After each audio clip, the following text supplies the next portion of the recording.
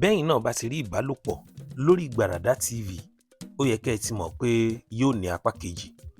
Bẹ́ẹ̀ bá wá ń fẹ́ kí apá kejì tètè jáde, like, comment àti share yín ló máa fi hàn pé ẹ̀ ń dúró de apá kejì lóòótọ́. Ṣé ẹ ti wo ìbálòpọ̀ lórí Gbàràdá TV? Ta ni wọ́n ń bálòpọ̀? Kí ni ìbálòpọ̀ ní í ṣe? Ẹ̀yin náà lọ wò ó lórí Gbàràdá TV lónìí kẹ́ ẹ mọ̀ nǹkan tí mò ń sọ. Ẹ ǹlẹ́ o ẹ̀yin èèyàn wa. Ẹ dẹ̀ káàbọ̀ sórí ìkànnì yìí. Bí èní bá jẹ́ ìgbà àkọ́kọ́ tẹ́ ẹ kọ́ ṣalábàpàdé ìkànnì yìí lórí YouTube Lẹ́yìn Ìtàgé.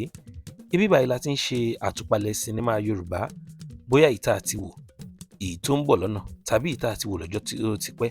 Ibi yìí la ti ń ṣe àtúpalẹ̀ wọn. Kí wá ni mo mú wá fún yín lónìí? Ìbálòpọ̀. Òun ni.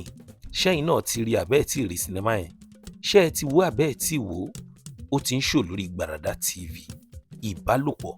Ṣé ẹ rí tí apá kejì bá a bá tiẹ̀ ti wò ó? Ẹ̀yin náà ti mọ̀ pé ibi tó parí sí yẹn, ibẹ̀ ẹ̀kọ́ ló yẹ kó parí sí.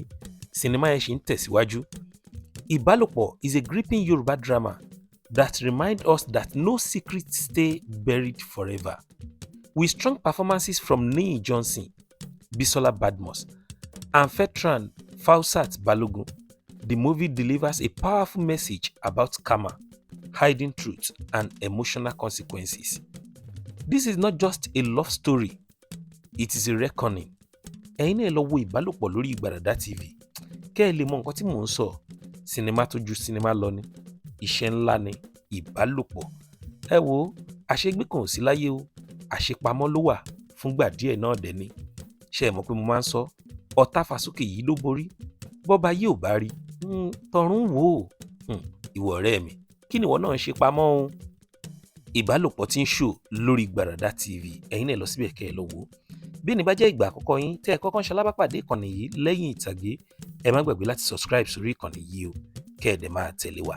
Kẹ́ ẹ tan notification bell, ẹ lè máa rí gbogbo àwọn content wa bá a bá ṣe ń drop ẹ̀. Títí ìgbà míì tá a tún fi pàdé, èmi àti yín, a ò ní ju ẹni tí wọ́n ń wá o. Ó dàbọ̀.